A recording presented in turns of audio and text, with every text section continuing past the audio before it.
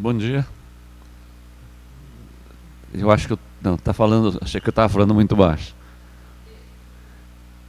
Prazer mais uma vez podermos estar aqui. Casa aqui, sempre que eu venho aqui eu menciono com prazer que nos acolheu quando voltamos para Rio Preto. Isso já há 25 anos, mais ou 26. E por contingências de percorrer a doutrina com ideias de querermos ajudar mais locais que às vezes precisavam pela quantidade de pessoas no trabalho, mas passamos a ser mais um no Esperança e Caridade. Vocês me desculpem que eu estava comentando com a esposa quando viemos para cá, estou um pouco afônico, estou meio... Cantamos muito no carnaval, né, Deja?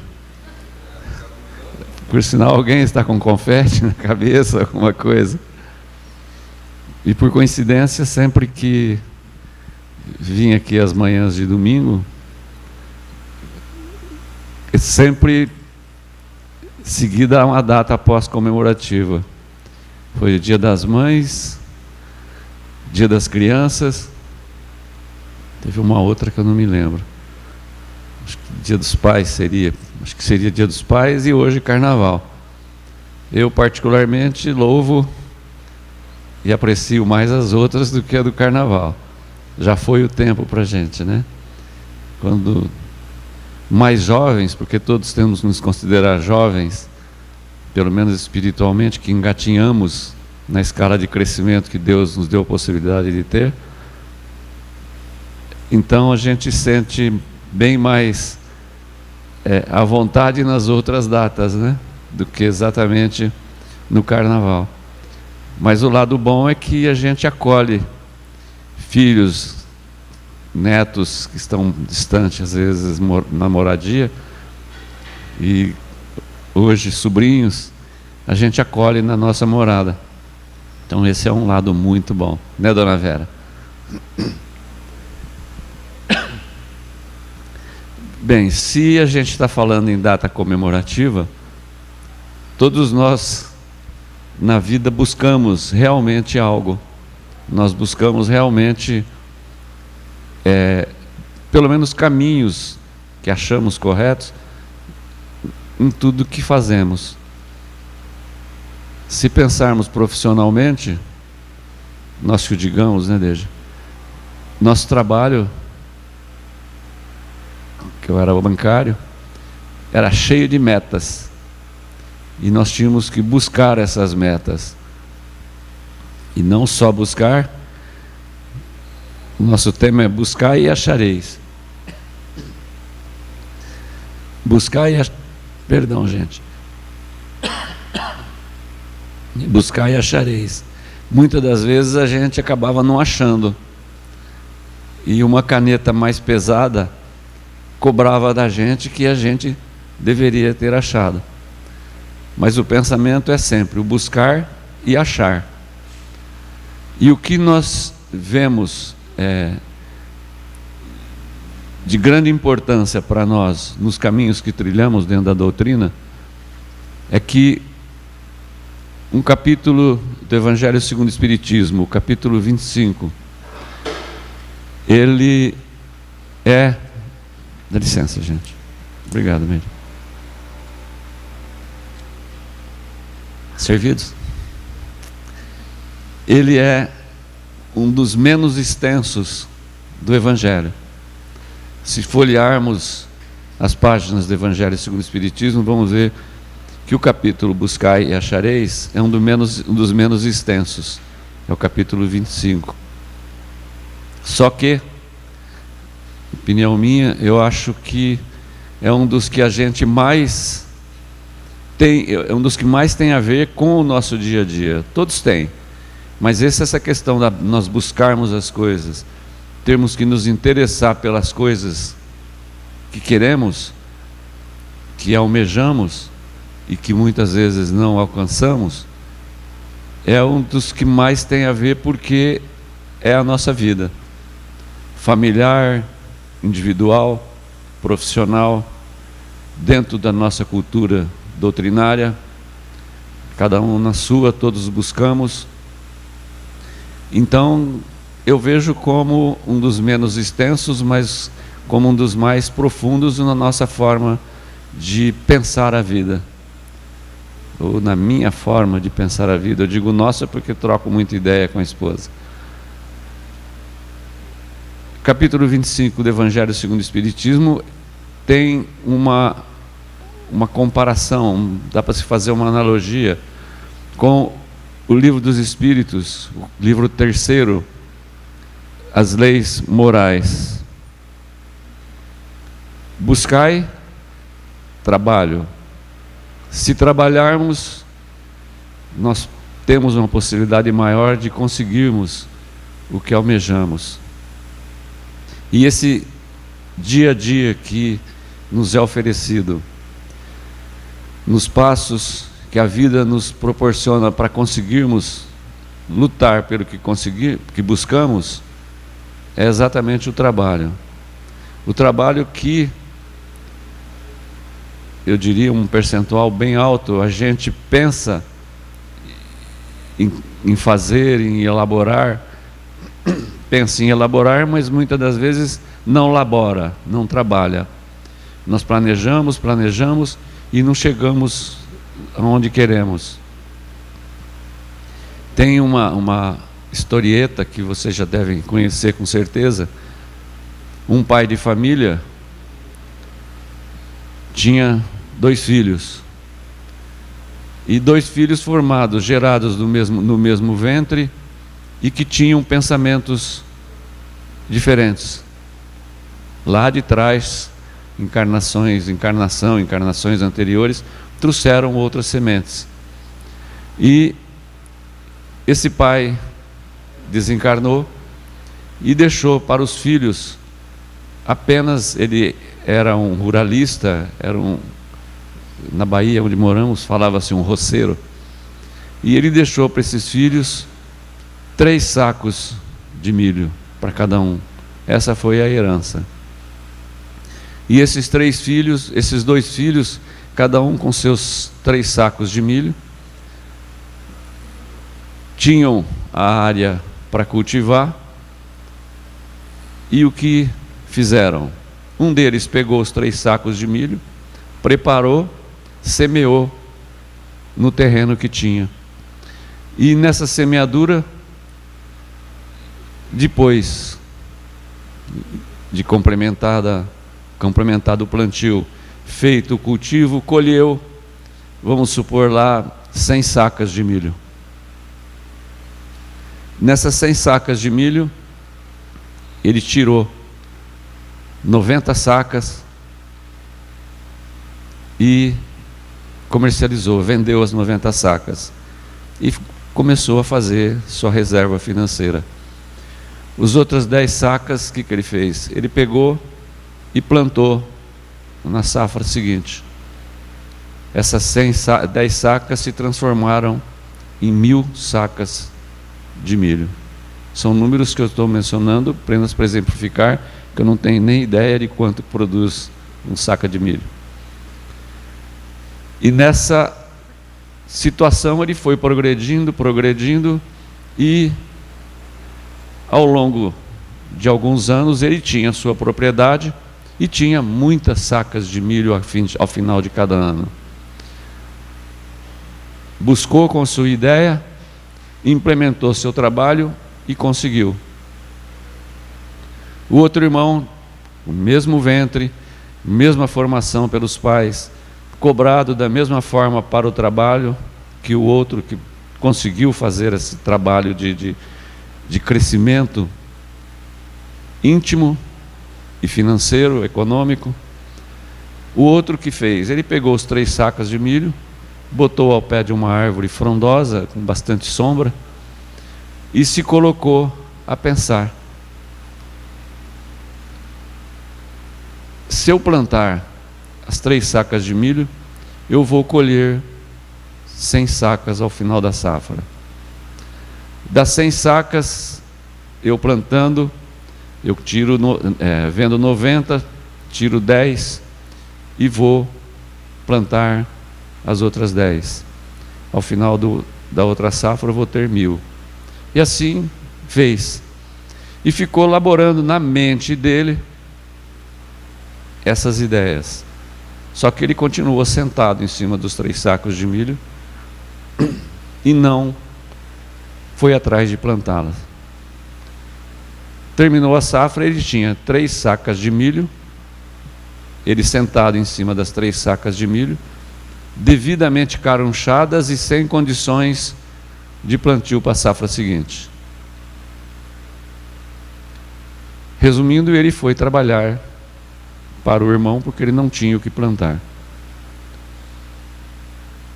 Isso tem a ver diretamente com o que a gente menciona no livro 3º do livro 3º do Livro dos Espíritos, nas leis morais, exatamente o capítulo 2º e o capítulo 7º. É o trabalho e o progresso. Se buscarmos, se fizermos e aplicarmos nossas ideias, evidentemente do lado positivo, do lado que não afetemos o próximo em nada, que faz parte também da lei moral, nós vamos realmente ter conseguido o buscai e achareis. Um exemplo simples, evidentemente imaginativo, mas que retrata bem o que seria, na nossa vida prática, o buscai e achareis. Se nós vermos o Evangelho segundo o Espiritismo, ele tem no bojo desse capítulo algumas coisas que a gente pode refletir também, tanto quanto o título, buscai e achareis. Pedi e obtereis. Batei a porta, pedi e obtereis. Batei a porta e ela se abrirá. Ajuda-te e o céu te ajudará. Olhai os pássaros do céu. Não vos inquieteis pela posse do ouro. Se pararmos para refletir com coisas simples, já dá para mais ou menos, evidentemente, se não tivermos o conhecimento, que creio que todos ou a maior parte daqui tem, do Evangelho segundo o Espiritismo, já dá para formar uma ideia. Só que vamos caminhar um pouco adiante na ideia. No pedi e obtereis. Vamos nos comparar com um animalzinho caseiro. Os petzinhos famosos, né? Que hoje não vamos dizer que estejam na moda, nós vamos dizer que estão muito mais valorizados do que alguns anos atrás. Se nós caminharmos pela cidade, seja qual for a cidade, a gente vai ver que o índice de empreendedorismo, o índice de busca, dentro da ideia também da lição, do crescimento e de achar algo, uma das coisas que mais cresce desse empreendedorismo são as lojas para animaizinhos. Pet shop, pet alguma coisa, a gente acha muito, graças a Deus, porque eles merecem realmente esse zelo tão grande quanto boa parte de nós dá. Se a gente se comparar com um animalzinho, o que esse animalzinho busca? Será que na cabecinha dele, dentro do raciocínio, seja lá qual for o tamanho, dentro da ideia, seja lá qual for o tamanho que eles fazem, que a gente sabe que muito e vive e sente isso, que a ideia maior que eles têm é de nos retribuir o que nós oferecemos, porque a alegria maior de um petzinho é quando o dono chega em casa de uma saída qualquer, a festa que eles fazem, que nós não fazemos para eles. Então o que busca um animalzinho? Ele busca esse carinho, ele busca o retorno, ele busca o pratinho com a comidinha dele, ele busca o localzinho com a água para ele beber. O sustento dele, quem oferece normalmente somos nós. Eles não têm os meios, a não ser aqueles travessos que sobem da cadeira na mesa e roubam tudo que tem para se alimentar. Quem tem sabe que é mais ou menos assim.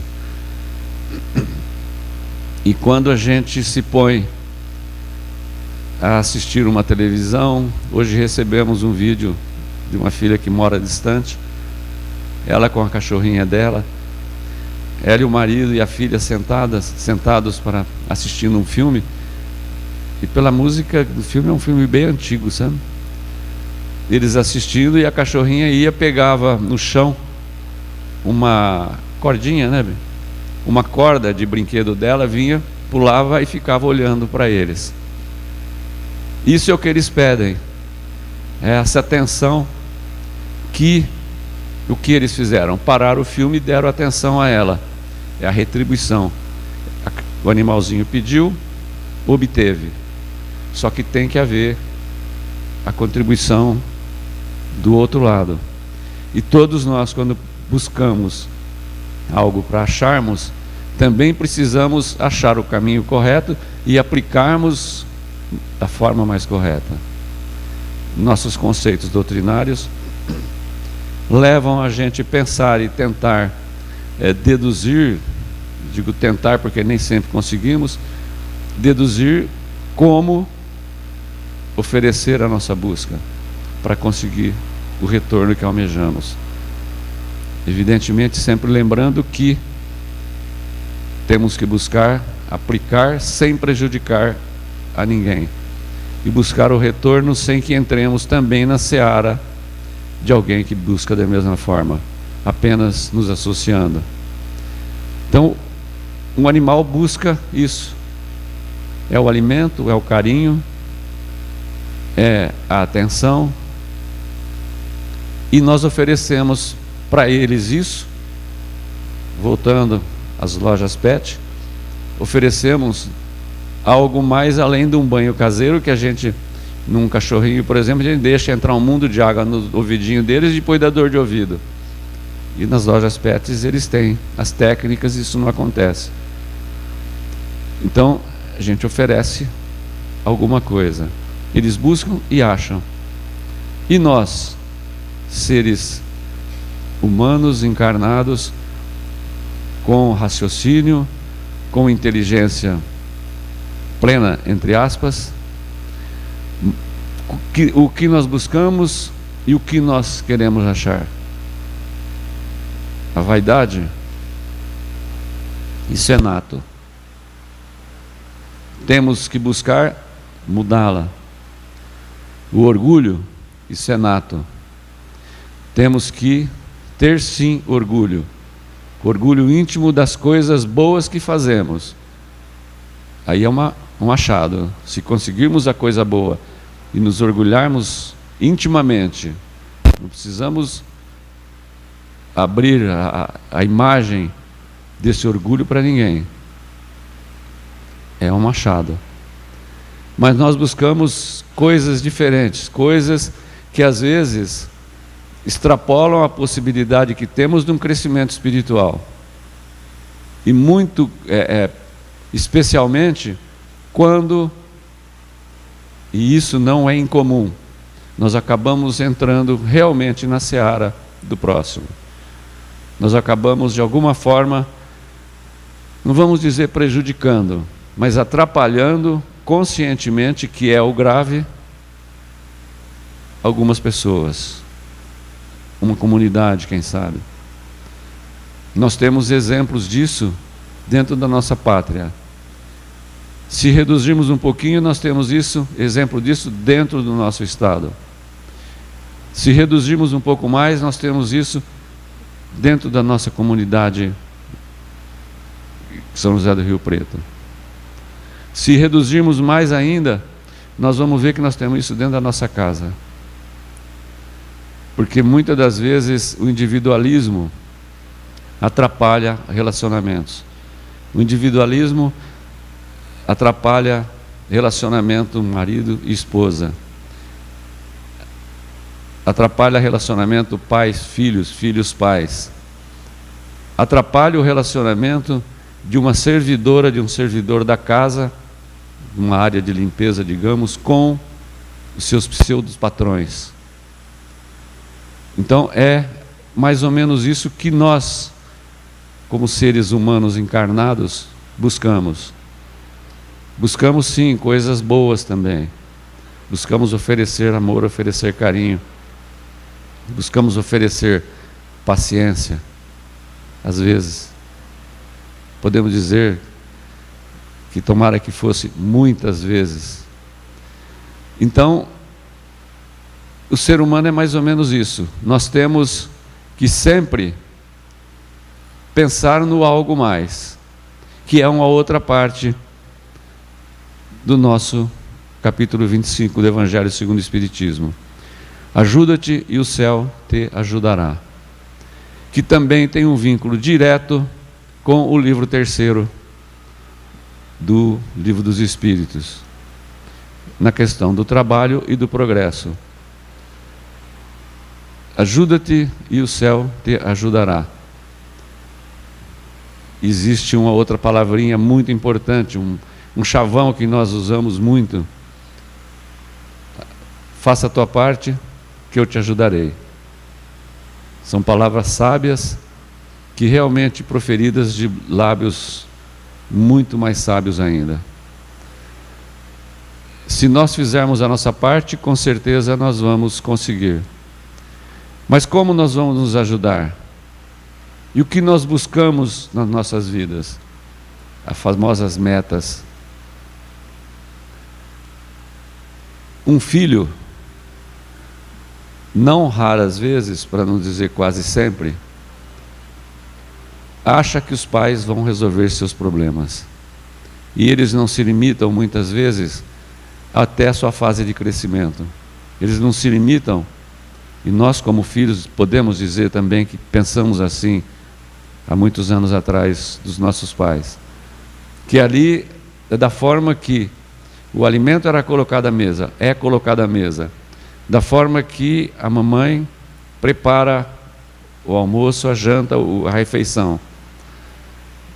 Que existe esse vínculo por todo um sempre.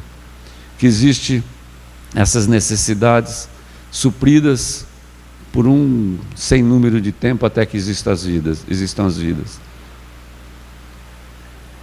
E se pegarmos um patrão, uma empresa, o funcionário se vê vinculado a essa empresa, tomara que, pelo salário que ganha e pelo que ele oferece à empresa.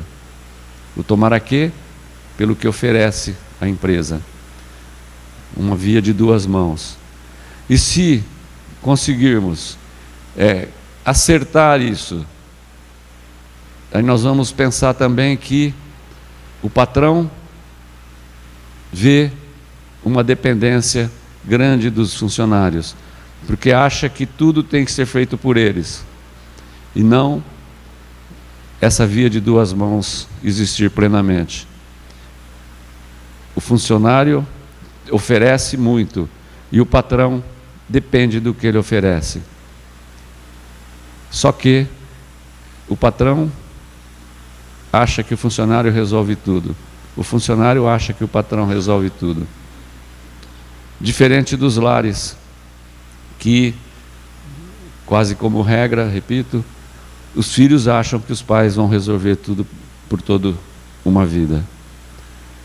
Aí vem o amadurecimento, vem o crescimento desses filhos, vem a implementação de normas e de caminhos dentro das empresas, e consegue-se que os filhos também façam com que os pais dependam deles, não pela saúde, não financeiramente, mas por ideias, por conceitos. E aí vem exemplo familiar que a gente comenta muito em casa. Nós aprendemos muito mais com nossos filhos, não hoje, de um bom tempo para cá, do que com certeza eles conosco e do que nós repassamos a eles. Eu acho que quem é pai, quem é mãe, pensando bem, consegue chegar, eu acho, a uma ideia dessa, a uma conclusão dessa. Como conseguirmos tudo isso? Como vamos conseguir o que buscamos na nossa vida? Dentro de um dizer que existia nos conceitos de organização de empresa, não sei se você vai se lembrar, Deja, ou quem trabalhou com funcionários em empresa vai se lembrar. O POCCC, lembra do POCCC? Trabalhou com isso? Não. Planejamento, organização, orientação e conclusão. Acho que era isso, se eu não me engano. Nós precisamos disso para atingirmos o que buscamos. Não um planejamento, uma organização burocrática. Um planejamento, uma organização especialmente de sentimentos, de direcionamentos que nós, como pelo menos achamos que buscamos, ao menos, entender a doutrina, temos obrigação de ter o espiritual. Porque não adianta nada nós passarmos aos filhos, digamos, uma riqueza financeira, uma riqueza econômica, dar a eles um patrimônio, mas não ensinarmos como eles manterem esse patrimônio honestamente. Manterem esse patrimônio com o trabalho, com o buscai. E o resultado colhido com a questão da, não vamos dizer riqueza, mas do sucesso, com o progresso, achando. De início eu falei que nós vimos tentar passar as ideias do que esse buscar e achareis pode representar no nosso dia a dia, na nossa vida. E são conceitos que realmente nós temos no nosso lar, no nosso trabalho, e há mais de 20 anos, como aposentado, criamos metas, não metas ilusórias, metas factíveis, metas que a gente precisa conseguir atingir. Atingimos? Às vezes o nosso trabalho não é suficiente para conseguirmos o que buscamos. Num passo seguinte, dentro dos itens, no capítulo 25, observai os pássaros do céu. Eles não semeiam e não colhem, mas comem. Vamos voltar aos petzinhos. Eles não semeiam, não trabalham, mas comem. E nós oferecemos. Nós, se eles não derem a subidinha na cadeira, na mesa e pegar o que tem em cima, nós oferecemos. E com os pássaros? Um exemplo dado, exatamente, não tem dúvida nenhuma que parábolas são para ser entendidas. Eu ia dizer tanto quanto possível, não, mas teríamos obrigação de segui-las. Se nós pensarmos, e isso nos menciona o Evangelho segundo o Espiritismo, se nós pensarmos dessa forma, que os pássaros não semeiam e não colhem, e nós formos aplicar a mesma coisa, e fizermos como o filho que se sentou em cima dos 3 sacos de milho, ficarmos sentados nesses 3 sacos de milho, e não, pelo menos, tentarmos conseguir algo honestamente, nós vamos conseguir? Se o cachorrinho, o petzinho ficar sentadinho e não for atrás, ele vai conseguir sua alimentação? Nós vamos oferecer. E quem nos oferece? É a nossa busca e nosso trabalho. E haveria uma incoerência muito grande se nós nos sentássemos em cima do observar os pássaros do céu. Não são palavras minhas, o Evangelho nos traz isso. É uma alegoria colocada de que nós podemos conseguir as coisas sem atropelar o próximo, sem entrar na seara do próximo, fazendo de nós colaboradores, trabalhadores e não, entre aspas, sugadores. Se a gente ver dessa forma, se a gente também visualizar e ver com outro sentido de que essa alegoria do observar os pássaros do céu, que tudo conseguem, eles conseguem a água numa poça d'água, eles conseguem o alimento nos pequenos grãos que conseguem captar nas lavouras, ou quer seja onde for, e nós não sobreviveríamos, nós não teríamos uma sequência de vida, porque nós precisamos ter. Existe aqueles que vivem apenas de doação. Alguns, vamos colocar palavras um pouco mais, do meu ponto de vista, graves, vivem das esmolas, pedintes brotam. Como nós agimos perante eles? O trabalho deles seria esse no pensamento de cada um? Essa é a ideia do trabalho? É correto ou não? Como que foram as encarnações anteriores? Como os caminhos que eles optaram para atingir? Alguns objetivos que todos nós temos quando planejamos nossas encarnações. Podemos apenas olhar ser como os pássaros que voam e conseguem tudo o que precisam? Com certeza não sobreviveríamos, não é? E da mesma forma, essa alegoria da palavra vem numa outra menção feita: não vos inquieteis pela roupa, olhai os lírios do campo, eles não trabalham e não fiam, mas têm as vestes mais lindas que as do rei Salomão. Se nós não corrermos atrás, nós vamos conseguir nos vestir humildemente? Podemos ter a doação, podemos receber a doação. Como fica o nosso íntimo numa situação dessa? Como fica o íntimo daqueles que vivem das doações? Reflexão que às vezes a gente nem quer fazer, né? Mas que vemos e vivemos. Trabalho como voluntário no HB e a gente faz distribuição de gêneros de higiene e de roupas para o pessoal que está internado, aqueles mais humildes. E muitas das vezes a gente sente a vergonha de quem pede uma troca de roupa. É estranho? Não. É muito de nós, ser humano, que vem da humildade, que vem das vezes da busca em conseguir algo e não conseguir realmente atingi-la. Adianta a gente se vestir com pompas, a gente ter do bom e do melhor e não nos lembrarmos de alguém que precisa mais que a gente? Infelizmente, quando batem à nossa porta, nós temos que ter um determinado receio até nessas doações, porque a malandragem campeia em grande escala.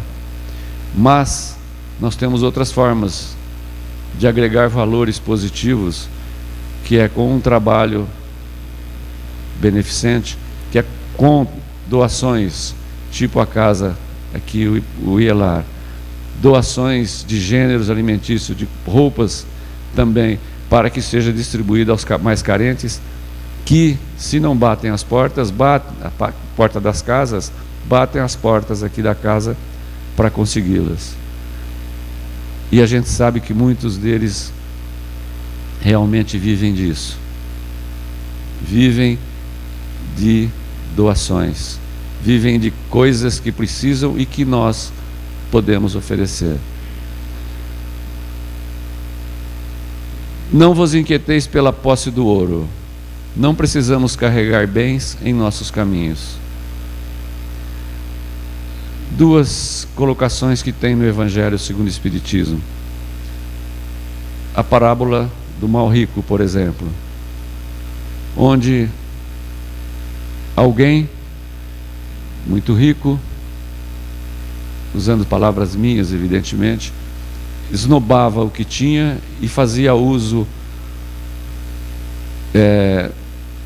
digamos, à torto e direito, como diria minha mãe, dos seus bens.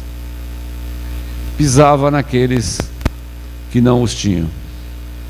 E um desses era Lázaro, alguém muito humilde e que, ao desencarnar, esse rico, esse que tinha riqueza, Lázaro tinha também desencarnado, e o rico, com as amarguras que passava após a desencarnação, ele viu que Lázaro estava no bem bom.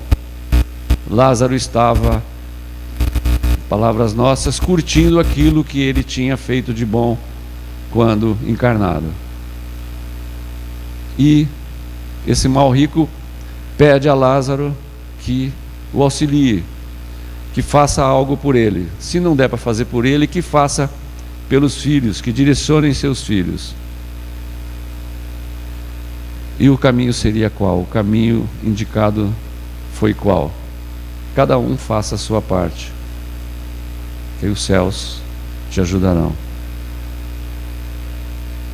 Outra passagem do Evangelho também é daquele que, produção alta, celeiro, as tulhas, os locais que guardam os mantimentos lotados. Ele planejando construir mais compartimentos, mais armazéns para futuras colheitas. E não se lembrava do próximo, daqueles que necessitavam. E ele desencarna durante a noite. E aí? O que foi feito da riqueza? Quais as possibilidades que ele deixou àqueles que herdaram de continuar na busca e achando algo? Repito com muitas palavras pessoais. Então, não nos inquietemos realmente pela posse do ouro. Se nós conseguirmos viver bem com o que temos, temos que nos dar por satisfeitos, porque foi o que nós semeamos para conseguir. Procura e acharás, trabalha e produzirás. É bem claro dentro desse título todinho, é um resumo praticamente do busca e achareis, buscai e achareis. Procura e acharás. Se a gente às vezes não procura e não consegue achar, nós brincamos muito em casa, vamos pedir por São Minguinho. Lembram-se? São Longuinho, perdão. Muitos já devem ter ouvido do tal São Longuinho, que a gente pede, não acha alguma coisa, pede, procura e de repente acha. Mas o que é que achou? Foi o São Longuinho ou foi a nossa fé em continuar a busca? E achamos. Só um parênteses. O livro Coração do Mundo, Pátria do Evangelho nos mostra quem é o São Longuinho. Vocês se lembram daquele soldado romano que espetou a lança no peito de Cristo? O Evangelho nos traz isso. É o Longinos. Longinos, que é o tão famoso São Longuinho, e que não é outro senão o nosso Dom Pedro II. Isso nos é trazido pelo livro Coração do Mundo, Pátria do Evangelho. Então, vocês vejam o tempo que se demorou entre a espetada da lança e, traz-nos também o mesmo livro, a regeneração final e total do Longinos, que ele conseguiu digamos, a sua liberação espiritual, o seu caminho espiritual mais evoluído, através do que ele fez como Dom Pedro II. Que quando ele foi reencarnar, ele foi consultado se ele aceitaria uma tarefa difícil e da qual ele não seria reconhecido e seria desprezado posteriormente. Ele aceitou, cumpriu. Se nós pararmos para pensar, estudarmos, ou relembrarmos a nossa história do Brasil, vamos ver o quanto valeu a transição no Brasil com Dom Pedro II. Muitas mudanças foram feitas e que hoje nós colhemos os frutos. E apesar disso, ele não foi reconhecido e morreu num exílio pobre e praticamente abandonado na França. Buscou? Buscou, sim, aceitando a reencarnação. Achou? Sim, achou, porque conseguiu o passo adiante espiritualmente. E a gente também pensando dentro do nosso caminhar espírita, quem foi, quem semeou nos tempos atuais o caminho, praticamente, o direcionamento que, eu diria, não a maioria, mas praticamente todas as casas espíritas dão, a nível Brasil, digamos. Chico Xavier.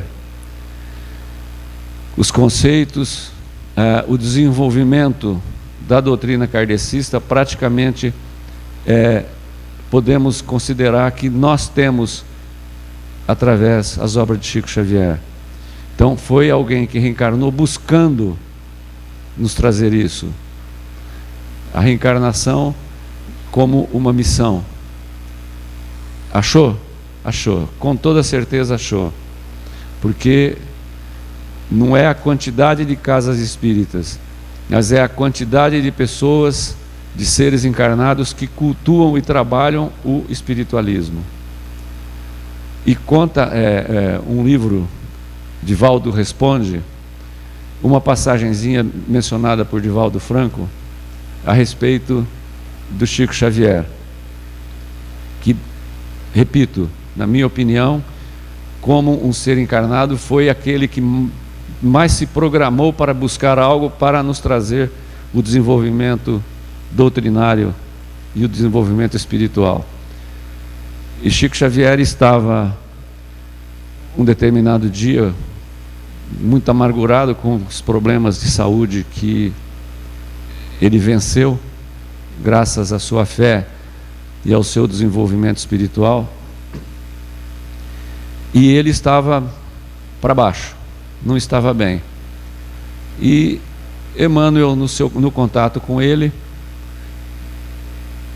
e Chico diz para Emmanuel: puxa vida, você ajuda a tantos, me passa tantas mensagens para eu repassar, e você não se lembra de mim, a situação que eu estou?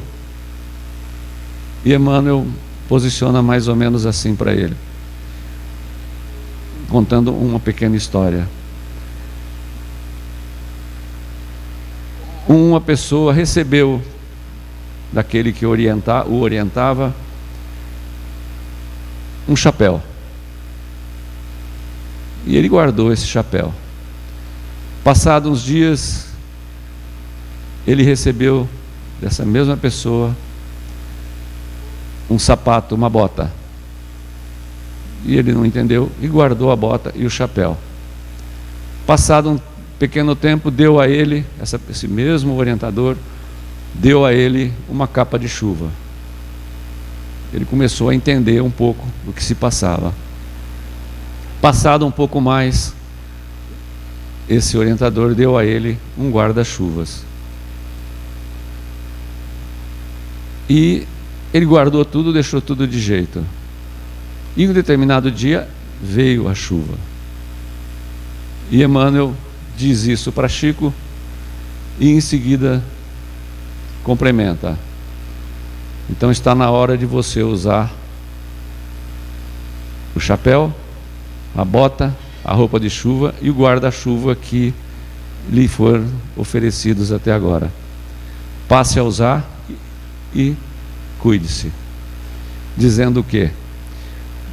Um exemplo de que buscar é constante, o achar é constante, desde que tenhamos a ideia conclusiva e entendamos as mensagens, entendamos que os outros dependem da gente, mas nós dependemos muito mais dos outros.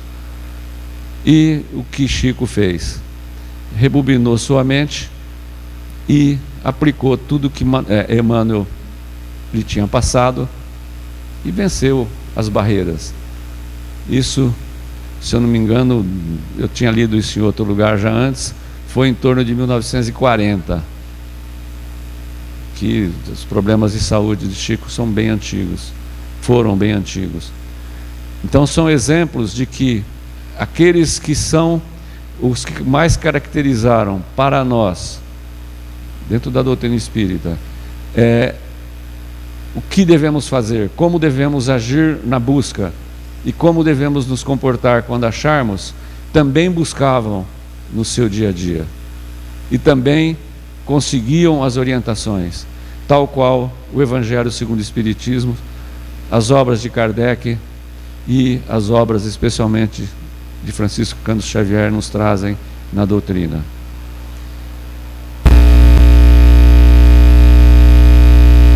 Não fui eu. Não, acho que eu bati aqui o dedo e fez um barulho. Complementando,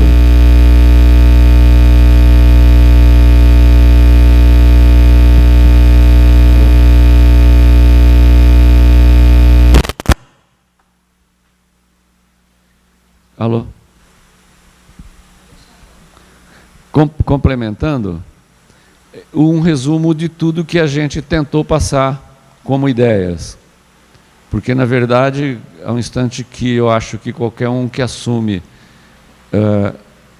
digamos, um encargo tal qual estamos tendo agora, de passarmos uma mensagem, nós somos passadores de ideias e não formuladores de conclusões. Pedi e recebeis, buscai e achareis, batei e vos será aberto. Porque todo aquele que pede, recebe. Quem busca, acha. E quem bate, abrir-se-á. Está em Mateus. Se nós nos lembrarmos de que o guarda-chuva nos é dado a todo instante, o chapeuzinho nos é dado a todo instante, a capa de chuva nos é dada a todo instante, e a bota onde nós vamos calcar os nossos pés também nos são dadas a todo instante, só falta a gente usá-las. A busca é necessária, o achar é merecimento. Boa noite, bom dia, ele está acostumado a falar sempre à noite. Um bom dia, um ótimo carnaval a todos, no descanso.